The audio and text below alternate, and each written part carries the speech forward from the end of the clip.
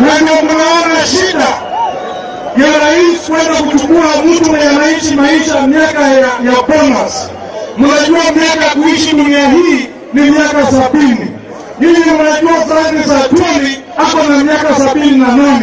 Ati leo ndio chief advisor wa Rais Uhuru Kenyatta. Si mnaona hii nchi inahitaji maombi? Mama yangu dada yetu Kilobi akisema ati anaomba mimi niwachane na yeye kwa mambo ya siasa.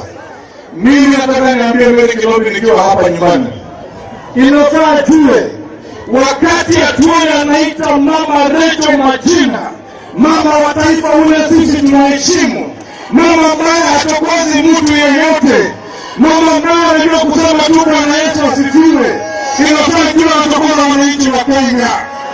Na mimi nataka niambie wewe Kilobi, sikia mali huko, wewe unamjua vizuri vile Atwoli kwa sababu unajua Kilobi anamjua zaidi kushinda Atwoli, kwa sababu yeye alikuwa kifagio yangu kabla aende kwa Atwoli.